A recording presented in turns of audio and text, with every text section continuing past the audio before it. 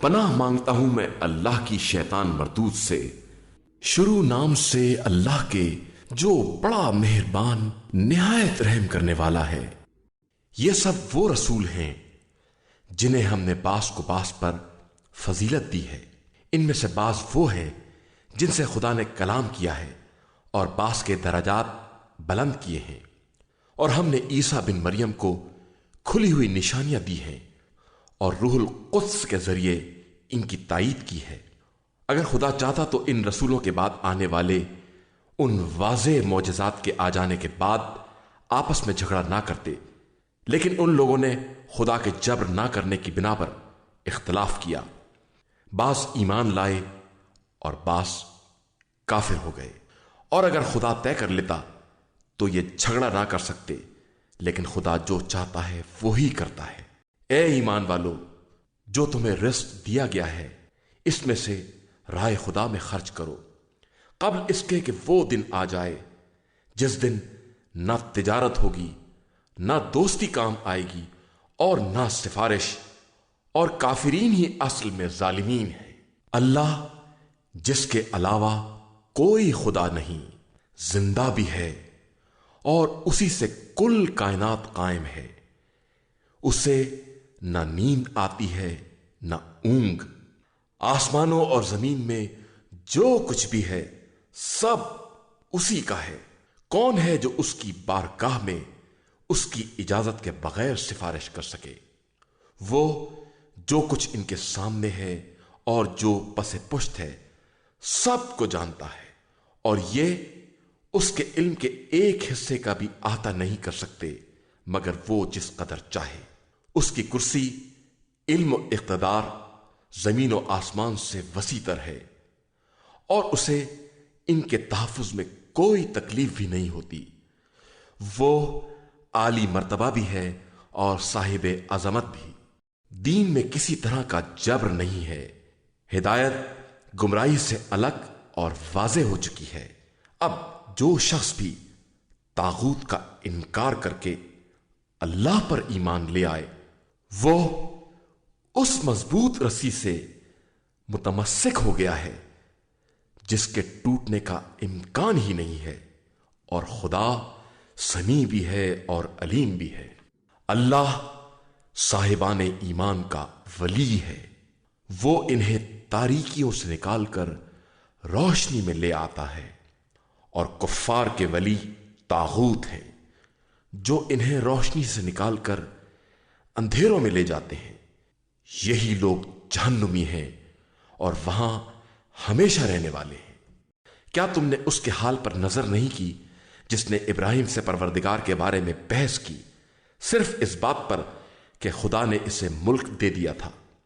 جب ابراہیم نے یہ کہا کہ میرا خدا جلاتا بھی ہے اور مارتا بھی ہے، تو اس نے کہا یہ کام میں بھی کر سکتا ہوں۔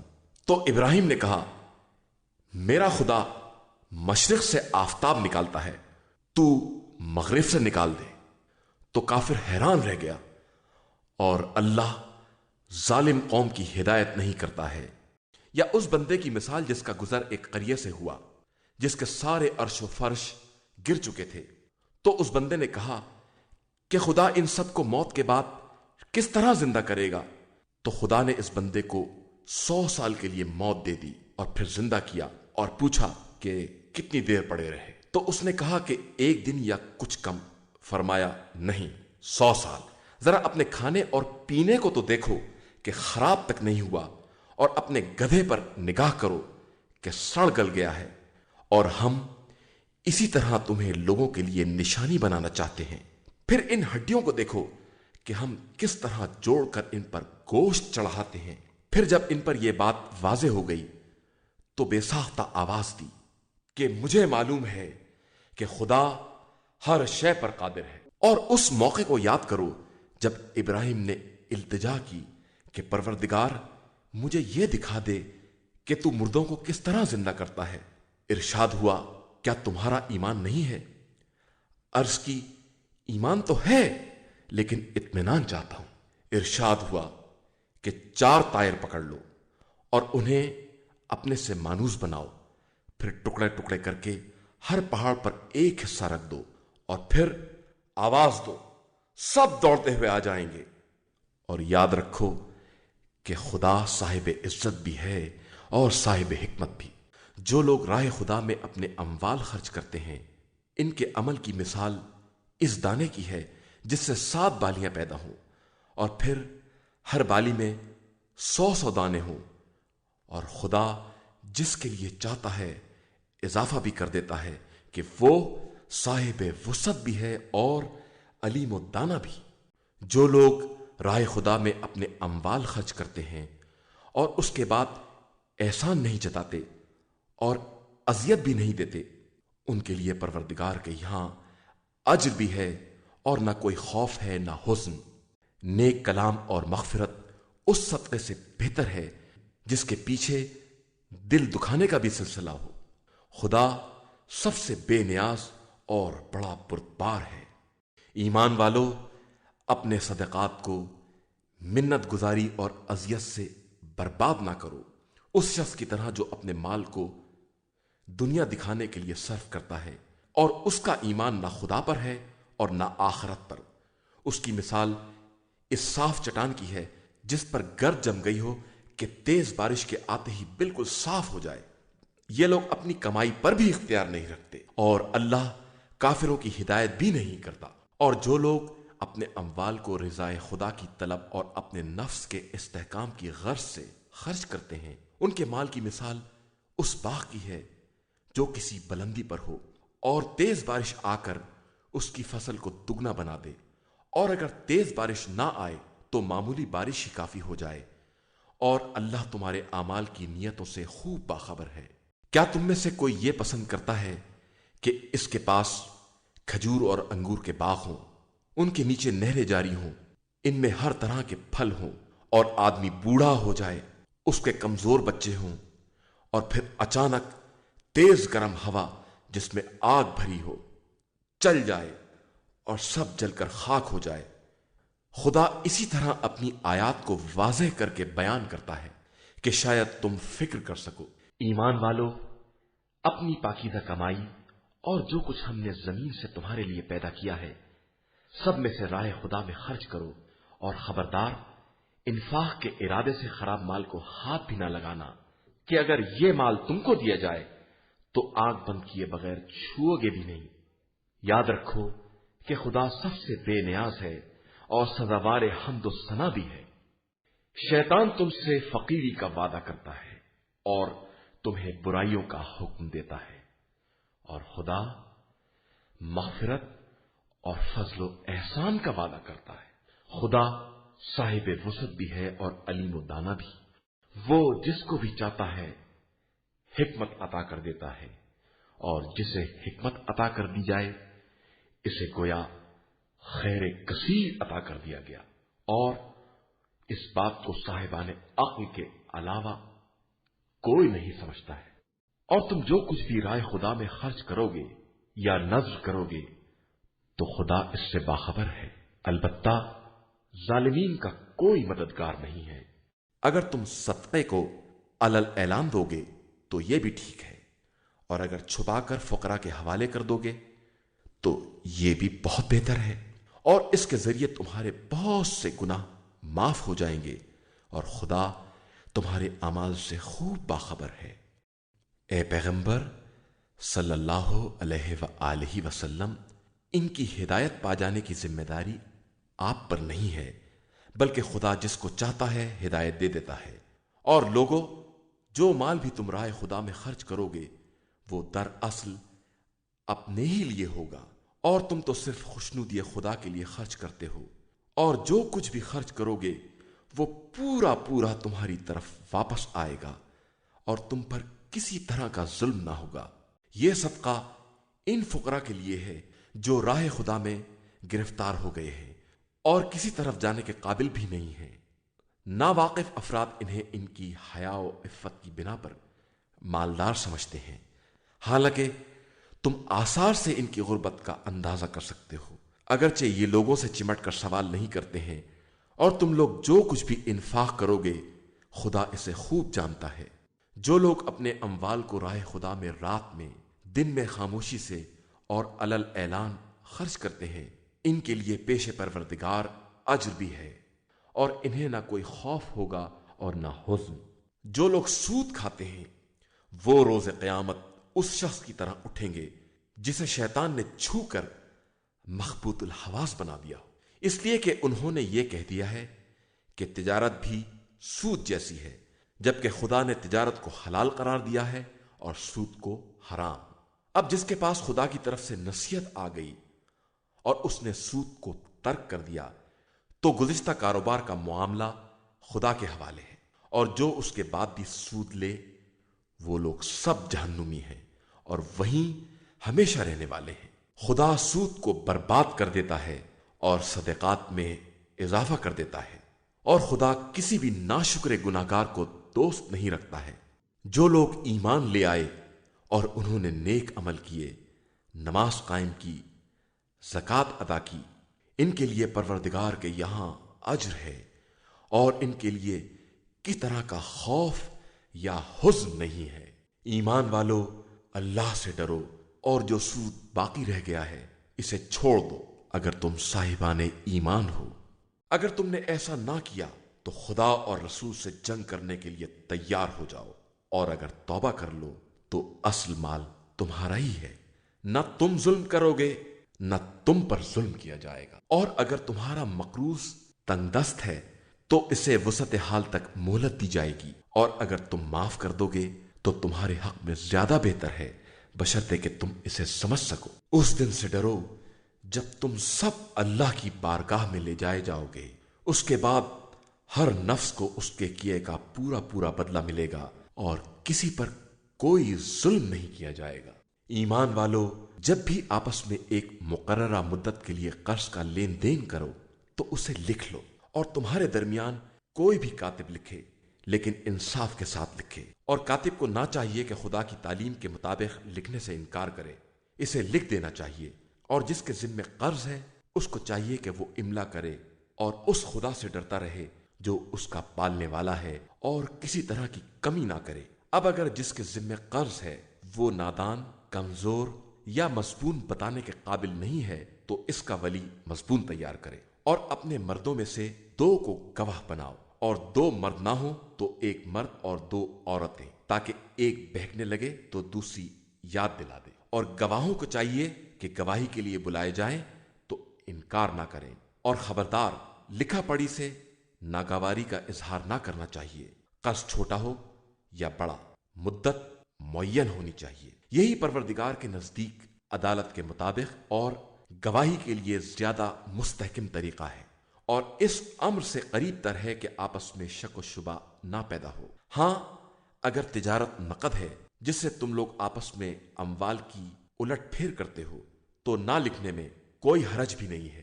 اور اگر تجارت میں گواہ بناؤ تو کاتب یا گواہ کو حق نہیں ہے کہ اپنے طرز عمل سے لوگوں کو نقصان پہنچائے، اور نہ لوگوں کو یہ حق ہے۔ اور اگر تم نے ایسا کیا تو یہ اطاعت خدا سے نافرمانی کے مترادف ہے۔ اللہ سے ڈرو کہ اللہ ہر شے کا جاننے والا ہے۔ اور اگر تم سفر میں ہو اور کوئی کاتب نہیں مل رہا ہے تو کوئی رہن رکھ لو، اور ایک کو دوسرے پر اعتبار ہو تو جس پر اعتبار ہے اس کو چاہیے کہ امانت کو واپس کر دے اور خدا سے ڈرتا رہے۔ اور خبردار، گواہی کو چھپانا نہیں، کہ جو ایسا کرے گا اس کا دل گناہ گار ہوگا، اور اللہ تمہارے اعمال سے خوب باخبر ہے۔ اللہ ہی کے لیے زمین و آسمان کی کل کائنات ہے۔ تم اپنے دل کی باتوں کا اظہار کرو یا ان پر پردہ ڈالو، وہ سب کا محاسبہ کرے گا۔ وہ جس کو چاہے گا بخش دے گا، اور جس پر چاہے گا عذاب کرے گا۔ وہ ہر شے پر قدرت و اختیار رکھنے والا ہے۔ رسول ان تمام باتوں پر ایمان رکھتا ہے جو اس کی طرف نازل کی گئی ہیں، اور مومنین بھی سب اللہ اور ملائکہ اور مرسلین پر ایمان رکھتے ہیں۔ ان کا کہنا ہے کہ ہم رسولوں کے درمیان تفریق نہیں کرتے، ہم نے پیغام الہی کو سنا اور اس کی اطاعت کی۔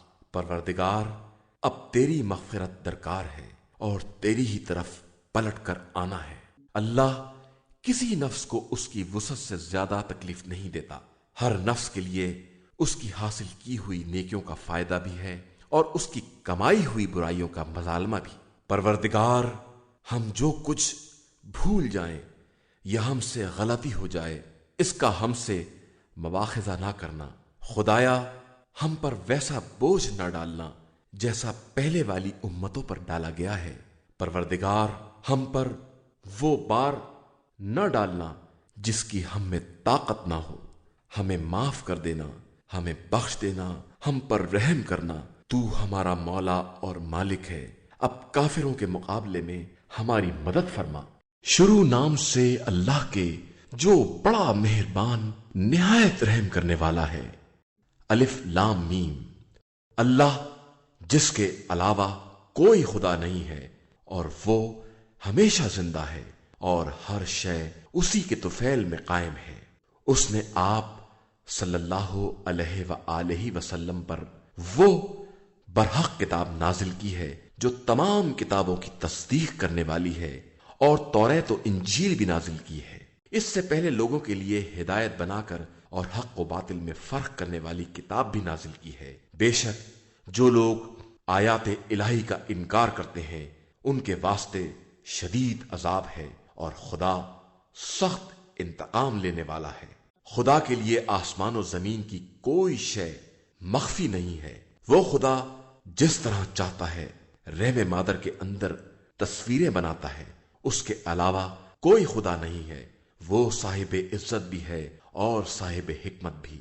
اس نے آپ صلی اللہ علیہ وآلہ وسلم پر وہ کتاب نازل کی ہے جس میں سے کچھ آیتیں محکم اور واضح ہیں جو اصل کتاب ہے، اور کچھ متشابہ ہیں۔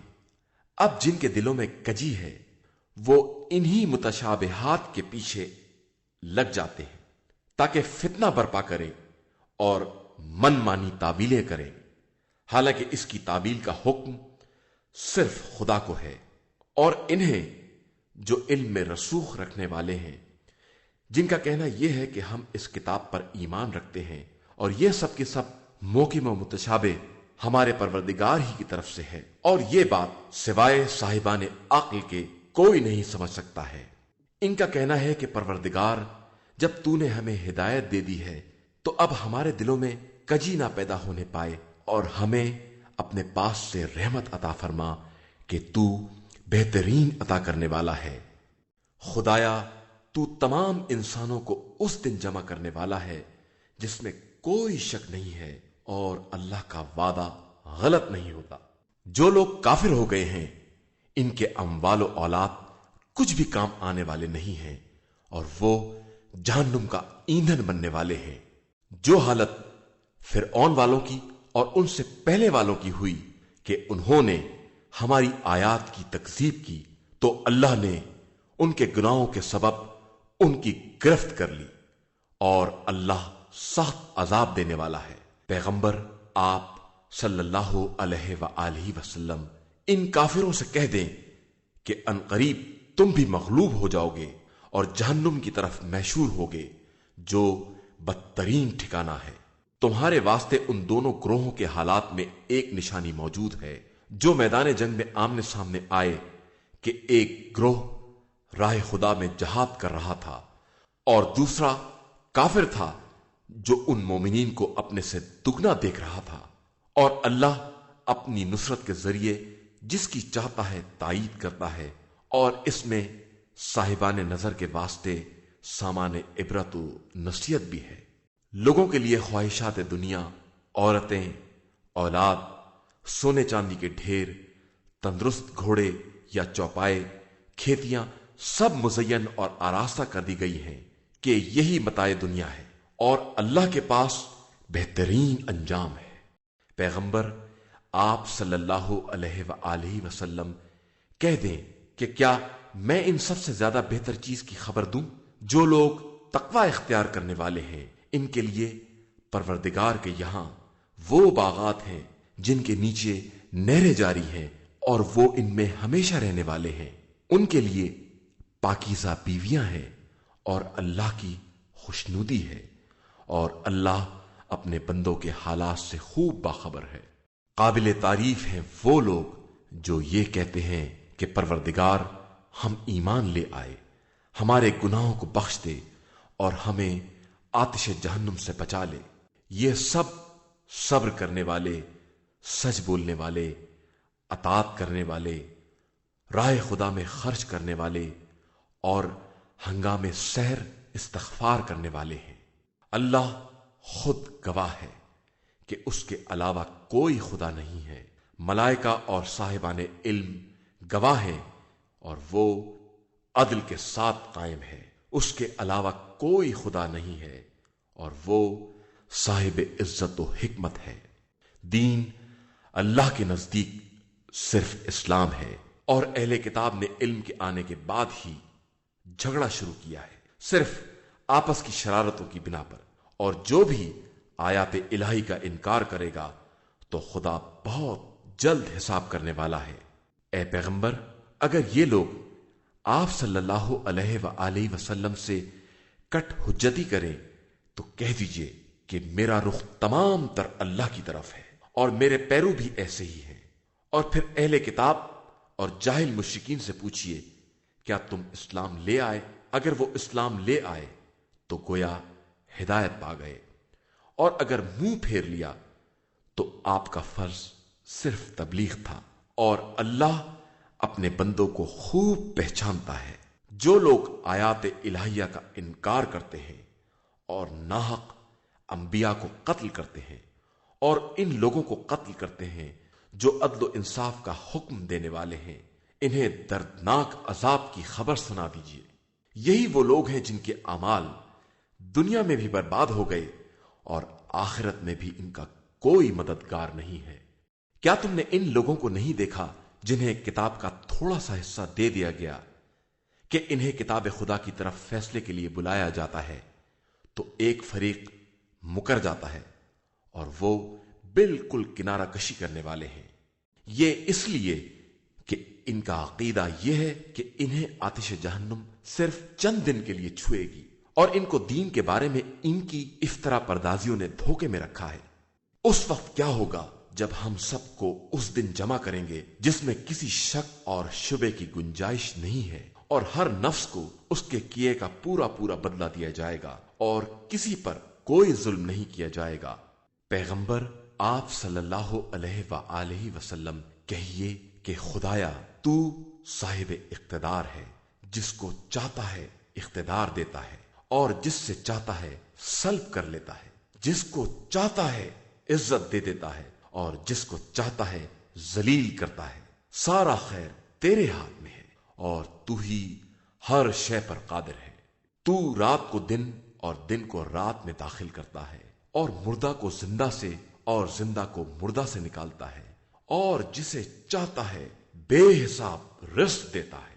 خبردار صاحبان ایمان، مومنین کو چھوڑ کر کفار کو اپنا ولی اور سرپرست نہ بنائیں، کہ جو بھی ایسا کرے گا اس کا خدا سے کوئی تعلق نہ ہوگا، مگر یہ کہ تمہیں کفار سے خوف ہو تو کوئی حرج بھی نہیں ہے، اور خدا تمہیں اپنی ہی ہستی سے ڈراتا ہے اور اسی کی طرف پلٹ کر جانا ہے۔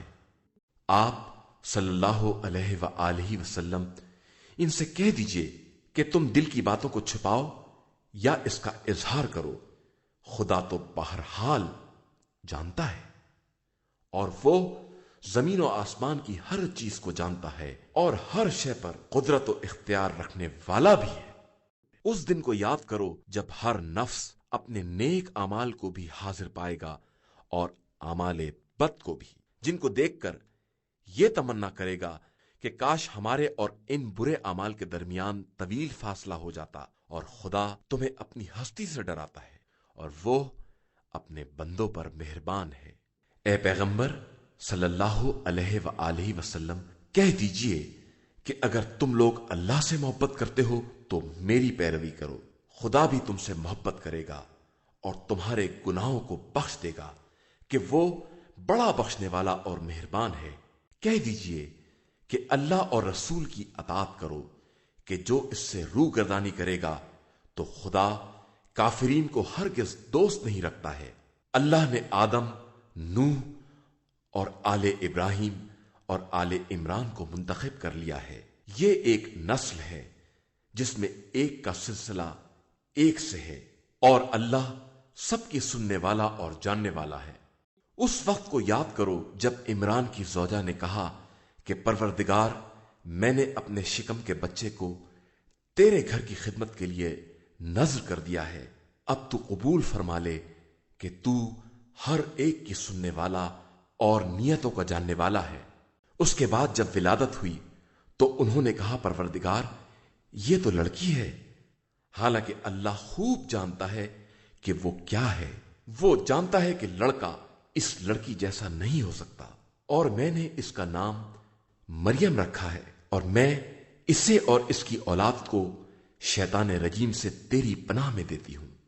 تو خدا نے اسے بہترین انداز سے قبول کر لیا اور اس کی بہترین نشو نما کا انتظام فرما دیا، اور زکریا نے اس کی کفالت کی کہ جب زکریا محراب عبادت میں داخل ہوتے تو مریم کے پاس رزق دیکھتے اور پوچھتے کہ یہ کہاں سے آیا، اور مریم جواب دیتی کہ یہ سب خدا کی طرف سے ہے، وہ جسے چاہتا ہے رزق بے حساب عطا کر دیتا ہے۔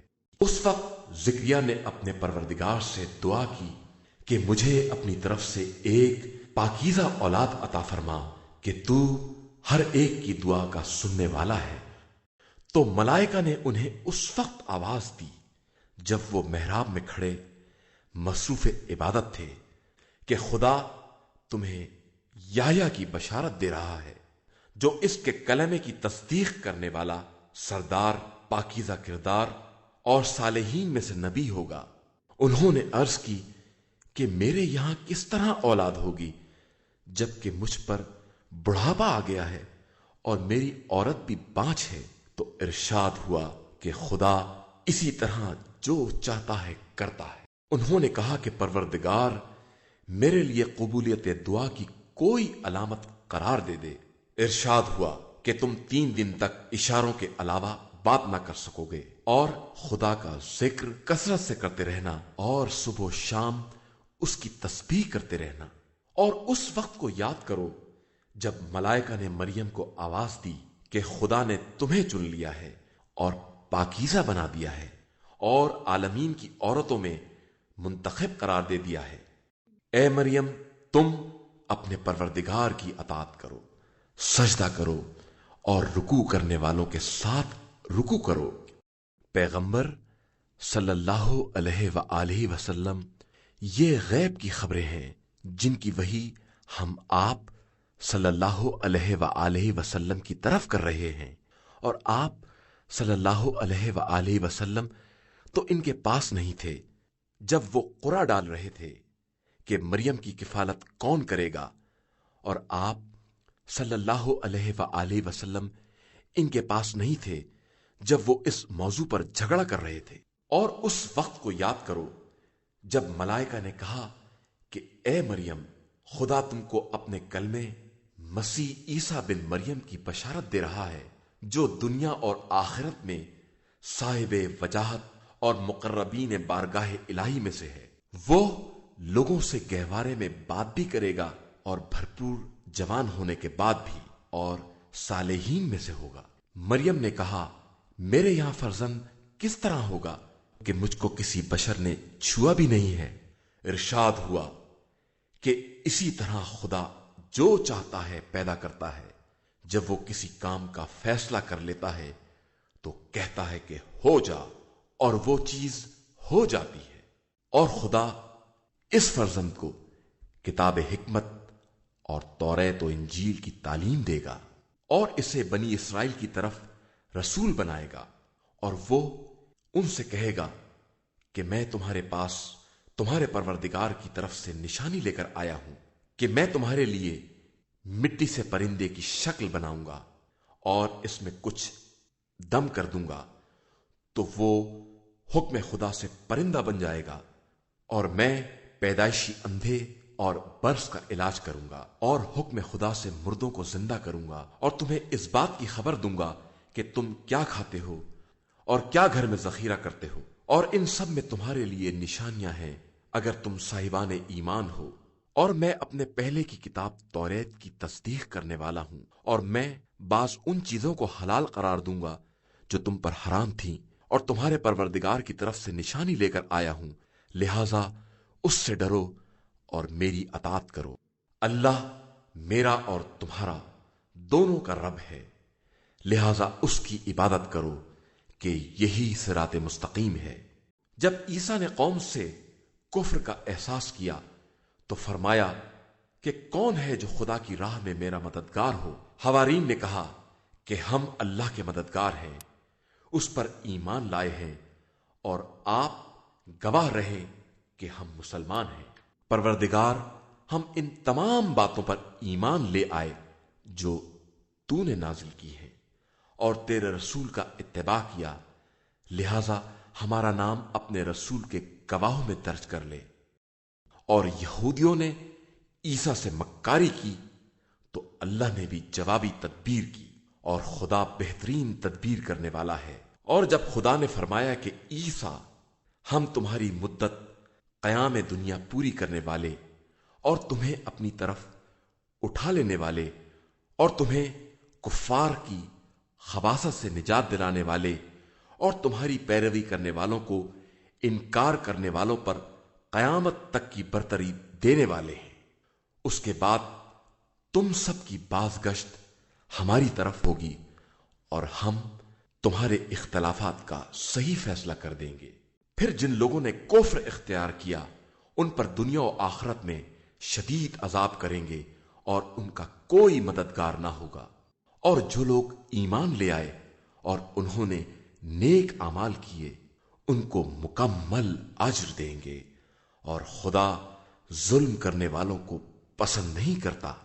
یہ تمام نشانیاں اور پر از حکمت تذکرے ہیں جو ہم آپ صلی اللہ علیہ وآلہ وسلم سے بیان کر رہے ہیں۔ عیسیٰ کی مثال اللہ کے نزدیک آدم جیسی ہے کہ انہیں مٹی سے پیدا کیا اور پھر کہا ہو جا، اور وہ ہو گیا۔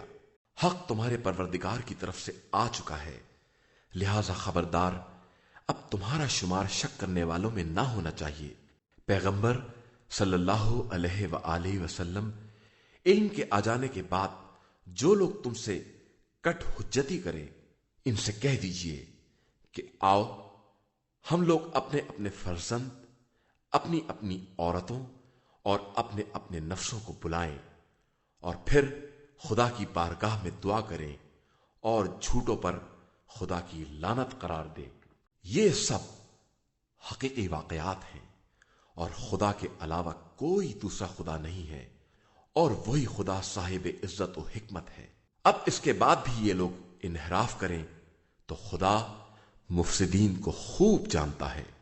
اے پیغمبر، آپ صلی اللہ علیہ وآلہ وسلم کہہ دیں کہ اے اہل کتاب، آؤ ایک منصفانہ کلمے پر اتفاق کر لیں کہ خدا کے علاوہ کسی کی عبادت نہ کریں، کسی کو اس کا شریک نہ بنائیں، آپس میں ایک دوسرے کو خدائی کا درجہ نہ دیں۔ اور اس کے بعد بھی یہ لوگ منہ موڑ دیں تو کہہ دیجئے کہ تم لوگ بھی گواہ رہنا کہ ہم لوگ حقیقی مسلمان اور اطاعت گزار ہیں۔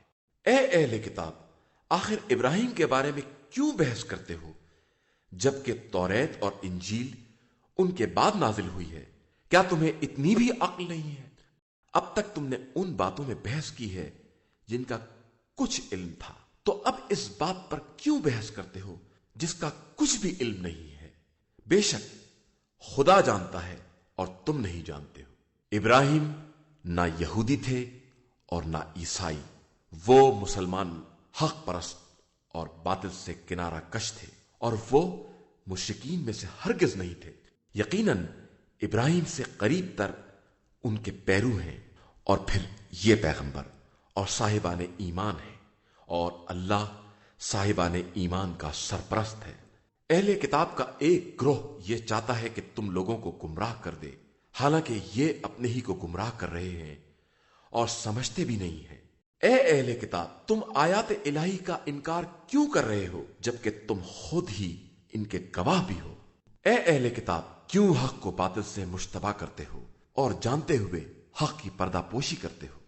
اور اہل کتاب کی ایک جماعت نے اپنے ساتھیوں سے کہا کہ جو کچھ ایمان والوں پر نازل ہوا ہے اس پر صبح کو ایمان لے آؤ اور شام کو انکار کر دو، شاید اس طرح وہ لوگ بھی پلٹ جائیں، اور خبردار ان لوگوں کے علاوہ کسی پر اعتبار نہ کرنا جو تمہارے دین کا اتباع کرتے ہیں۔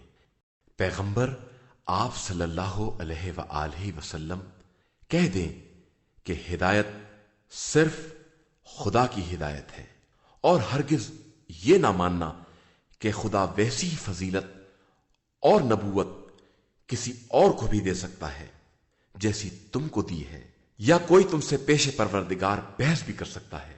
پیغمبر آپ صلی اللہ علیہ وآلہ وسلم کہہ دیجئے کہ فضل و کرم خدا کے ہاتھ میں ہے، وہ جسے چاہتا ہے عطا کرتا ہے، اور وہ صاحب وسعت بھی ہے اور صاحب علم بھی۔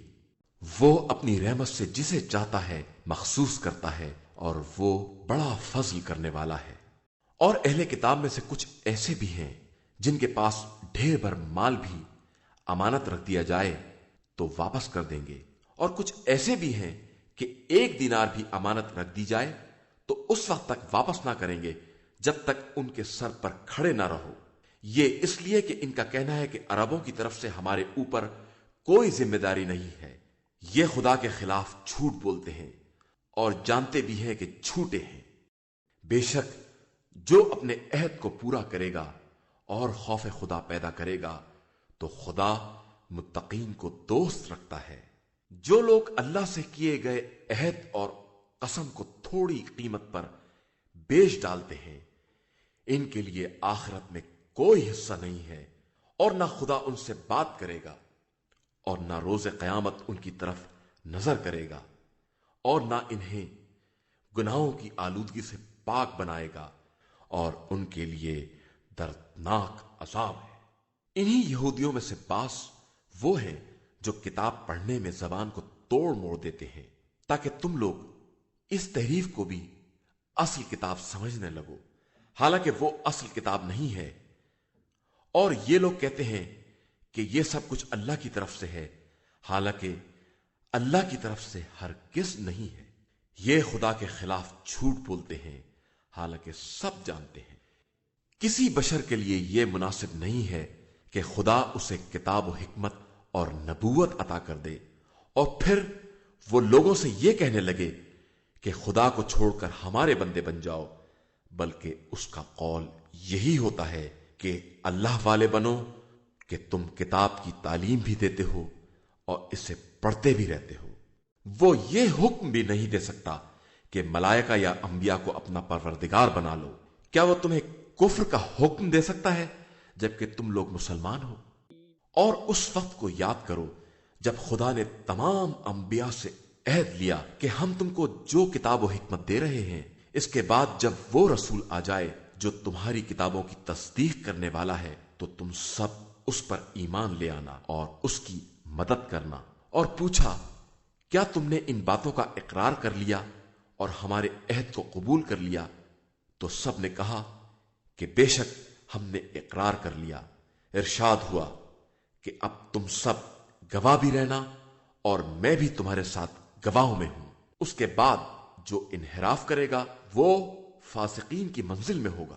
کیا یہ لوگ دین خدا کے علاوہ کچھ اور تلاش کر رہے ہیں جبکہ آسمان و زمین کی ساری مخلوقات برضا و رغبت یا باجبر و کراہت اسی کی بارگاہ میں سر تسلیم خم کیے ہوئے ہے، اور سب کو اسی کی بارگاہ میں واپس جانا ہے۔ پیغمبر صلی اللہ علیہ وآلہ وسلم ان سے کہہ دیجئے کہ ہمارا ایمان اللہ پر ہے اور جو ہم پر نازل ہوا ہے، اور جو ابراہیم، اسماعیل، اسحاق، یعقوب اور اسباط پر نازل ہوا ہے، اور جو موسیٰ، عیسیٰ اور انبیاء کو خدا کی طرف سے دیا گیا ہے، ان سب پر ہے۔ ہم ان کے درمیان تفریق نہیں کرتے ہیں، اور ہم خدا کے اطاعت گزار بندے ہیں۔ اور جو اسلام کے علاوہ کوئی بھی دین تلاش کرے گا تو وہ دین اس سے قبول نہ کیا جائے گا، اور وہ قیامت کے دن خسارہ والوں میں ہوگا۔ خدا اس قوم کو کس طرح ہدایت دے گا جو ایمان کے بعد کافر ہو گئی، اور وہ خود گواہ ہے کہ رسول برحق ہے، اور ان کے پاس کھلی نشانیاں بھی آ چکی ہیں۔ بے شک خدا ظالم قوم کو ہدایت نہیں دیتا۔ ان لوگوں کی جزا یہ ہے کہ ان پر خدا، ملائکہ اور انسان سب کی لعنت ہے۔ یہ ہمیشہ اسی لعنت میں گرفتار رہیں گے۔ ان کے عذاب میں تخفیف نہ ہوگی اور نہ انہیں مہلت دی جائے گی، علاوہ ان لوگوں کے جنہوں نے اس کے بعد توبہ کر لی اور اصلاح کر لی کہ خدا غفور اور رحیم ہے۔ جن لوگوں نے ایمان کے بعد کفر اختیار کر لیا اور پھر کفر میں بڑھتے ہی چلے گئے، ان کی توبہ ہرگز قبول نہ ہوگی اور وہ حقیقی طور پر گمراہ ہیں۔ جن لوگوں نے کفر اختیار کیا اور اسی کفر کی حالت میں مر گئے، ان سے ساری زمین بھر کا سونا بھی بطور فدیہ قبول نہیں کیا جائے گا، اور ان کے لیے دردناک عذاب ہے، اور ان کا کوئی مددگار نہیں ہے۔ إِنَّا هَدَيْنَاهُ السَّبِيلَ إِمَّا شَاكِرًا